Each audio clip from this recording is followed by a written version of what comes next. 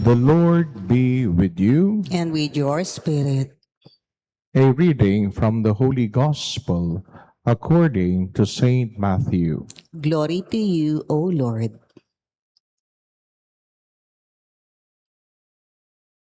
When Jesus went into the region of Caesarea Philippi, he asked his disciples, "Who do people say that the Son of Man is?"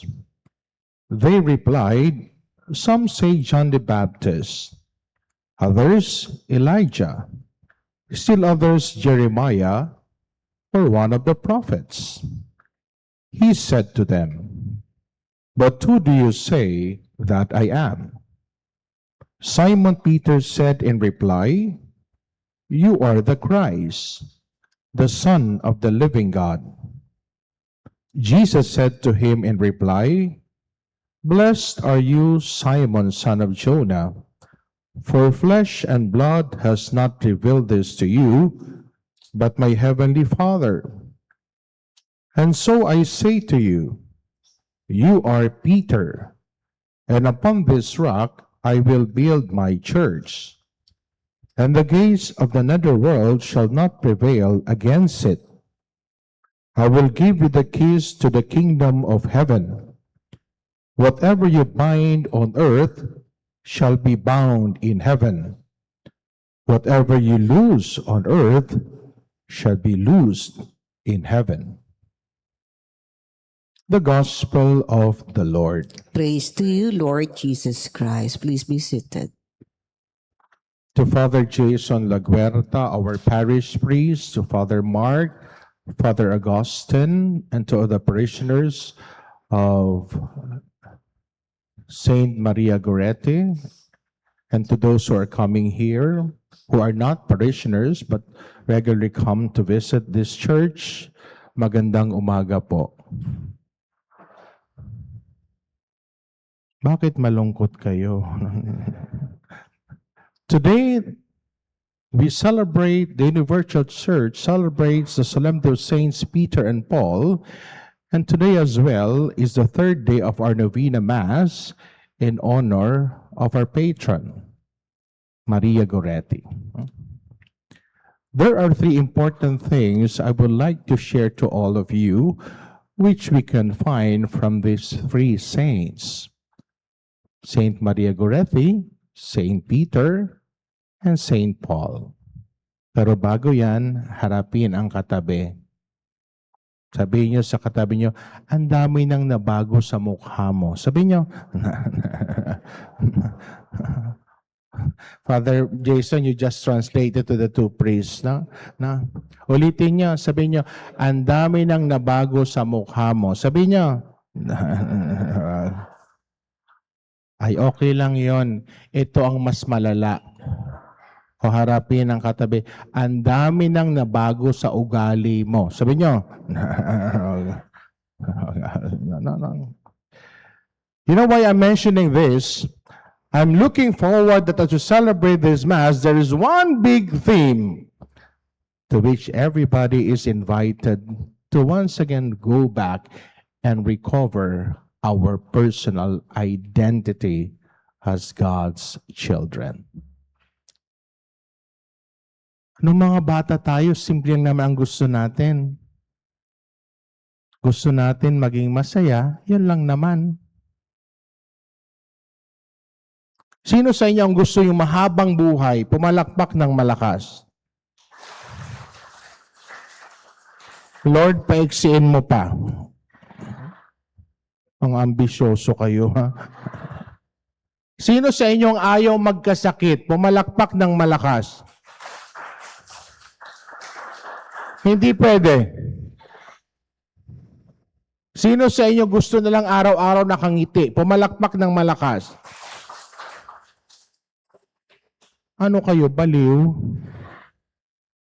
Father Jason, bakit ganito ang mga parishioner mo? No? Gusto mahabang buhay, hindi magkasakit, lahat palaging masaya. Mukhang nakakalimutan nyo. This is not the way God created us. And I was so happy this morning after I woke up, no? I had my short prayer, and after which, and I was praying to come here, tinawagan ko yung aking youngest sister.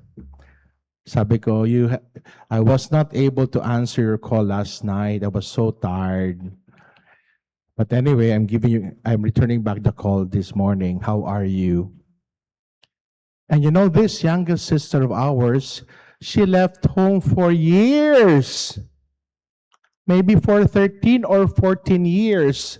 She tried to enjoy her life on her own with no connection to any one of us. Once in a while, I would text her, she would text back, but she was really away for 13 years. No, I've been praying for her, and also my brother, we both prayed for her, that she would once again go back and recover the very person the Lord created her. And it was a surprise. One day, she just called up, and she said she's coming home. And almost we cannot believe that she's coming back. Sabi ko, we prayed for that, and now we are not believing that she's coming back. She went back, gave up her work, and started to take good care of our parents. Wow.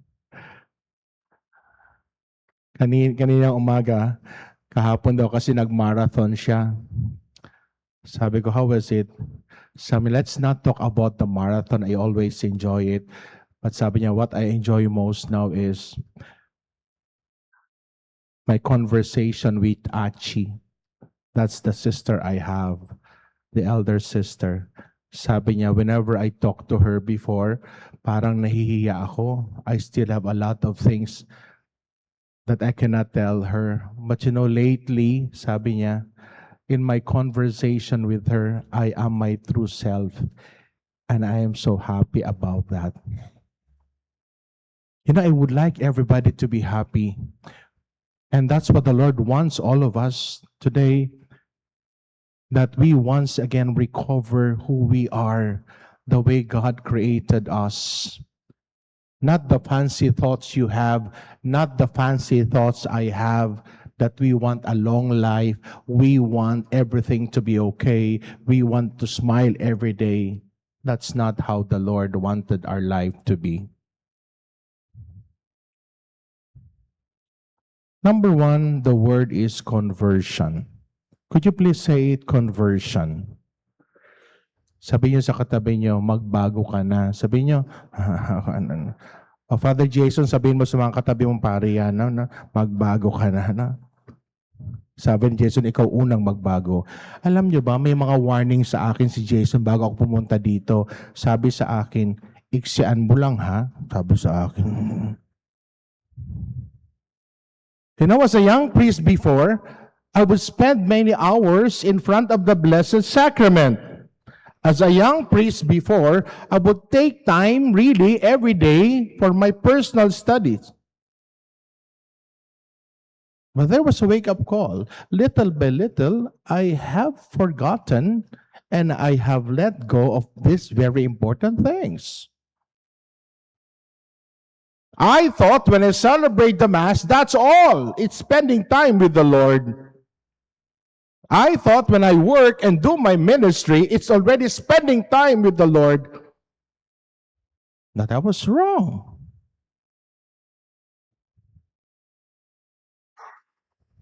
And I now start to recover what I used to be, the way God wanted me to be.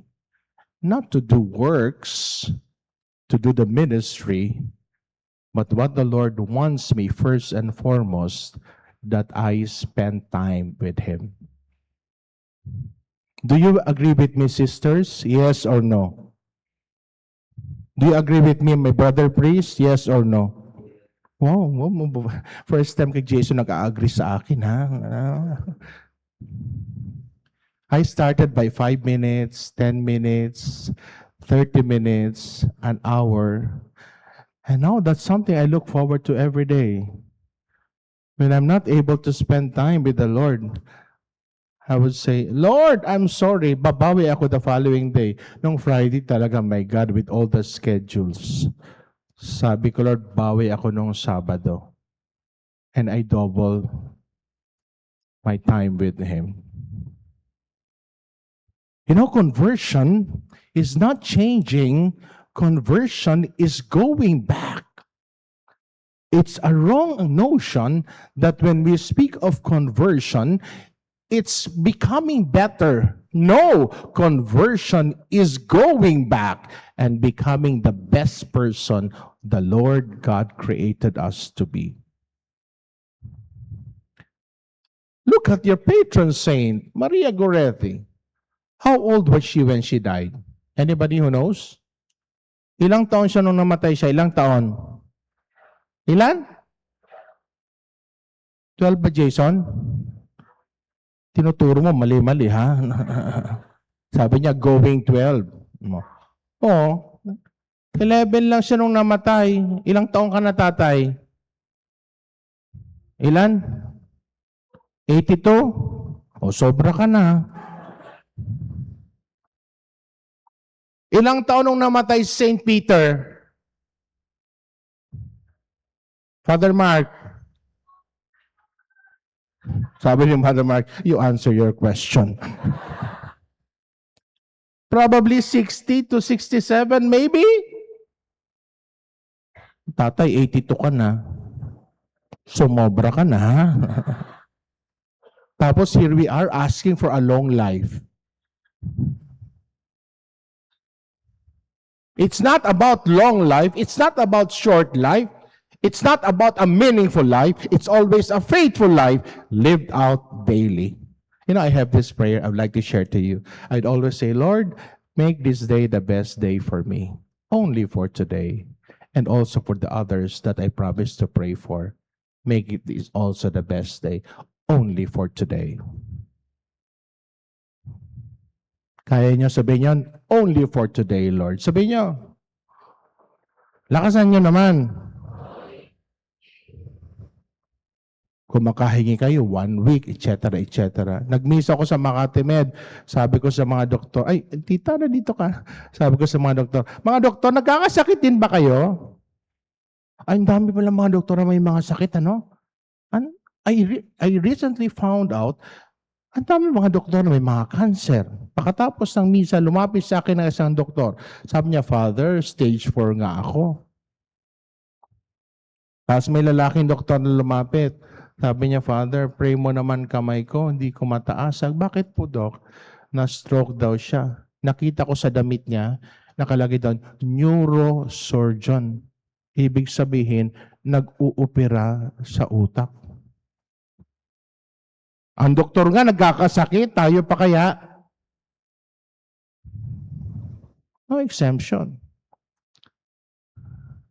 Look at the life of Peter. Look at the words of Paul now in our second reading. Ano sinabi ni Paul? Sabi niya, I am being poured out like libation, and the time of my departure is at hand. You know what libation is? Being poured as a liquid, as an offering. So parte yun ng buhay.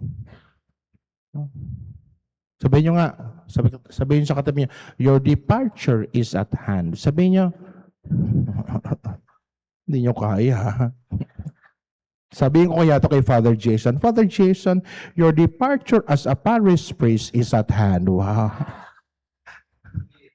Sabi niya, 2 years pa. Kaya totoo yun. Live our life daily. Live our life daily. Forget about tomorrow. And you know the conversion of Peter. Peter has so much fear, just like any one of us. You know, before coming, I was talking to a student, grade 12. She was asking the permission with the certificate that she be allowed to use the elevator. Because we don't allow all students to use the elevator. We have 3,000, 4,000 students using an elevator, my God. The elevator would say enough. So she brought with her a certificate saying that she has an anxiety, blah, blah, blah, and the rest. I had a time talking to her. Sabi ko, ano anxiety? Father, pag minsan po kinakabahan ako. Hmm? Sino sa inyo ang kung minsan ay kinakabahan, pumalakpak ng malakas? Wow. Dok, ba't kinakabahan sila? Parte ba yan ng pagtanda? Yes or no? Sabi niya, hindi ko alam. Marami ang kinakabahan, no? Sabi ko, pag kinakabahan ka, the brain is telling you something, but not everything that the brain tells you, you should follow. Sabi ko, face your fear. Sabi ng mga doktor, pag kinabahan ka, sinabi sa'yo na ganito, sinunod mo yon, tapos. From one fear to another. It should not be that way. If we are a people who believed in God, then faith we should be more than the fear that we face. Look at Peter. He went to Mass yesterday. Look at the words of Peter. As he was walking, there was somebody begging and asking him. And what did Peter say? I tell you, I do not have money, but in the name of Jesus, I command you, stand up and walk. Tapang ano? Di kayo naisip ni Peter, paano kung di nakalakad yun? You know, when you have faith, then by all means, you don't doubt. You don't doubt. You don't say 30% of faith. You have to say it has to be 100% of faith when we speak of faith. You know, conversion begins not in perfection, but conversion would always start with our total surrender to receive the grace of God. You know, many of us know the story of Saint Maria Goretti. She was attacked, right?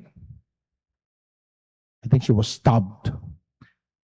But many have forgotten that before she expired, before she died, she was praying for the conversion of the person that attacked her, Alessandro. And there was a note that says, sabi ni Saint Maria Goretti, I pray, Lord, that my attacker will be with me in heaven. Wow. Kaya niyo sabihin yan, I pray, Lord, that all my enemies will be with me in heaven. Kaya niyo sabihin yan? Yes or no? Uy, simba kayo ng simba. Kaya niyo sabihin yan? Yes or no? Man, hindi Parang mahirap yun, no? Lord, I pray that all those who have maligned me, have pulled me down, I want them to be with me in heaven. Ano, kahirap na. But you know what conversion would do? It would recover the goodness in us. It would recover the purity in all of us. And from then on, things we thought we cannot do, we will always be able to do, because that's how the Lord had created each one of us. Amen? Yun ang ibig sabihin ng conversion. Pangalawa, courage. Sabihin nyo, courage. Lakasan nyo naman, courage. Sabihin nyo sa katabi mo, tapangan mo pa. Tapang ba or lakas ng loob, no? But you know, palagi natin sinasabi, di ba yung mga Pilipino, no, puso, puso, puso. Pero mukha atang di naman puso. Nguso, nguso, nguso, no? Puro nguso, hindi naman puso, no? Now, when we speak of courage, now it's going through our daily grinds, always full of faith and trust in the Lord.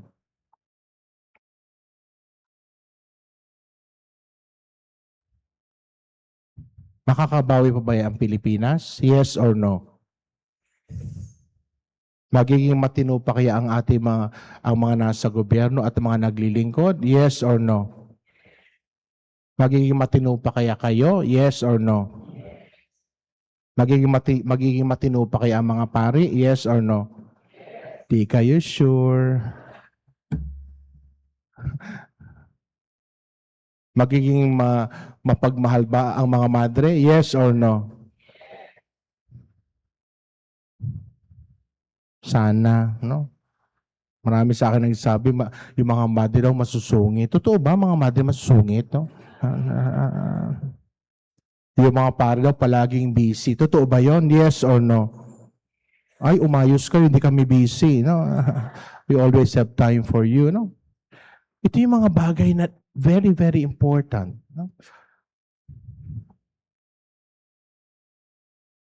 Not to be courageous is to face the reality. But to face the reality is not enough. Facing the reality and once again going back to where we all started.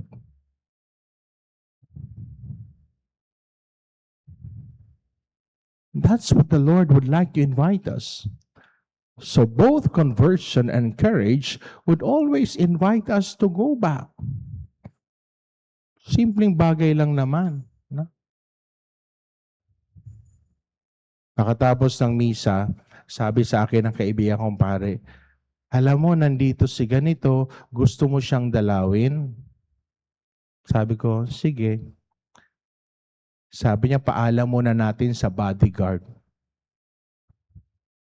So, pinaalam sa bodyguard. Pagpasok ko, merong 5 nurse. Wow. Kakatawa. Daming nurse, marami rin na aparatos sa loob. Parang lahat ng nasa ospital na aparatos nandoon na sa loob ng kwarto ng pasyente. Ha? Tapos yung pasyente going through, I don't know how they call it. And seemingly, I can sense in the face of the patient the pain. No?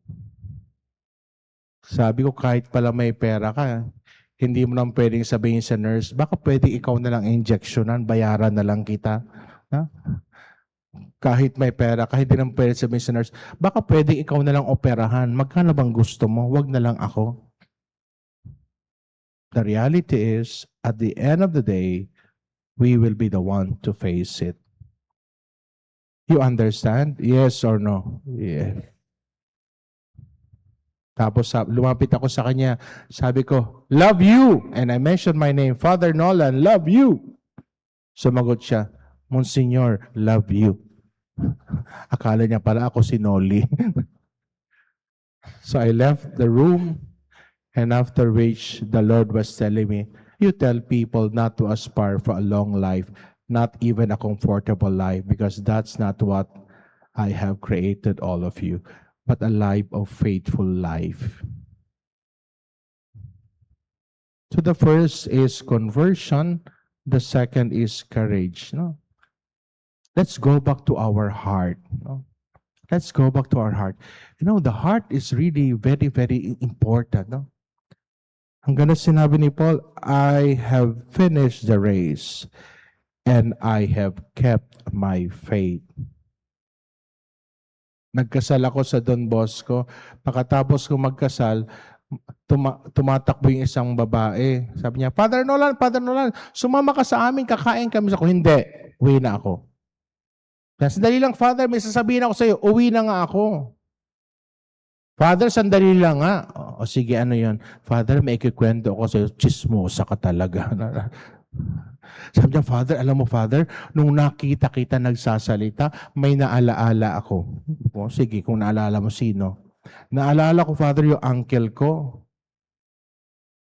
Tapos, ano naman, alam mo, Father, yung uncle ko, mahilig magkwento. Ang haba-haba ng mga kwento. Alam mo, Father, namatay siya 105. Parang, Father, naiikita ko na mamamatay ka 105. Sabi ko, ikaw na lang yung kung gusto mo. Alam mo, honestly, I don't aspire for a long life. I don't even aspire for a short life. I just want to live my life every day. the way God wanted it to be. Amen? Sabi niyo sa katabi niyo, humanda ka lagi. Sabi niyo, lakasan niyo sa humanda ka lagi. Sabi niyo, mali mo mamaya tawagin ka ni Lord. So first is conversion, second is courage, the third is fidelity. So when we speak of fidelity, how do we understand it? Peter remind us of Christ. You went to Mass yesterday? Nagsimula ba kayo kahapon? Hapon? Yes.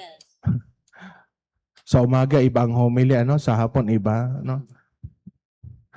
The gospel yesterday in the afternoon, feed my lamb, tend my sheep, You know the word tend? I like the word tend. Sabi niyo, tend. Tend means to teach. Turuan.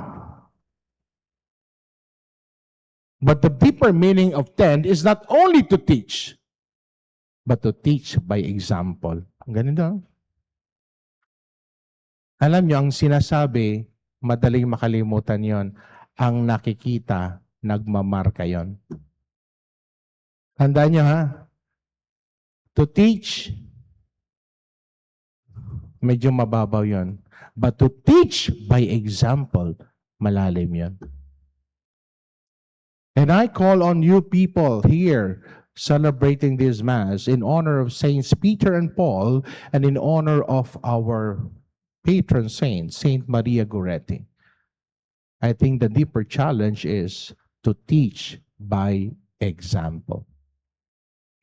But it would not be enough because after teaching by example, the deepest comes in.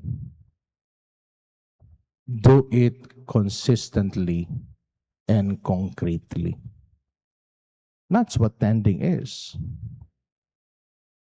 My brothers and sisters, Peter and Paul persevered to the end. And that's what we pray for, that we persevere to the end. Marami sa atin, okay lang pasimula. Di ba? Yung tinatawag natin, ningas, kugon. No? Tutulong ako, kinabukasan, nakalimutan. Kaya kayo, pag may naisip kayong gawin, at yung naisip yung gawin ay mabuti, gawin nyo na agad. Nakita ko yung mga bagyo, earthquake, blah, blah, blah, yung KMJS, no? Tapos sasabihin ko sa kasama ko, pakikuha ng mga GCash, padala natin bukas. Sabi ng kasama ko, Father, magkano ipapadala? Sabi ko, sige, baka kaya naman natin tigpa 5,000 yung mga nasa GCash. Father, marami yan. Sige, kopyahin mo lang. Pinipicturean. The following day, sabi sa akin ng kasama ko, Father, magpapadala na po tayo ng GCash. Sabi ko, oo. Magkano, Father? Sabi ko, magkano bang sinabi ko kagabi? 5,000. Sabi ko, bawasan mo, masyadong marami yun eh. O, nabago. I've learned my lesson. Kaya sabi ko, pag may naisip kang gawing mabuti, gawin mo na agad para hindi na mabago at baguhin ng iba, maging ng demonyo ang nais mong gawing kabutihan. My brothers and sisters, today I celebrate this Mass. We remember the word conversion, courage, and ultimately fidelity. I have fought the good fight, I have finished the race, and I have kept my faith. Well, at the end of the day, that's what we look forward to. That we keep our faith until the end. Napakasaya, no? Sino sa inyo mga masayahin, pumalakpak ng malakas? Sana hanggang pagtandayan, ha? Sino sa inyo ang mapagbigay, pumalakpak ng malakas? Yung iba hindi pumapalakpak na. Tao ba kayo? Sana hanggang pagtanda yan. Nakakalungkot, ano? Sasabihin, alam mo, dating ganun siya. Bakit naging ganito na siya? Ha? Jason, ha, yung sana kung saan ka man dalhin ng Diyos, no? Kung sino ka man, hanggang kung saan ka dalhin, hindi na babago yon, no? Ha? Jason, amen? Wow, bait-bait niya sa akin. No? Ako may hawak ng mic, di ba? Father Mark, wherever the Lord brings you, the way who you are will continue. Amen, Father Mark? Amen. Wow. How about you, Father Augustine? No? Is Father Augustine smiling? A while ago, when I met him at the sacristy, he was not smiling. Hopefully, the way we are will not change. Wherever we go, whatever position, whatever blessing the Lord has added to us, the goodness to which He has created us will remain. And that's what Peter and Paul did with their conversion. They went back and recovered the very person God created them. And that's what is in the life of Maria Goretti. A little girl, yet look at her, so courageous.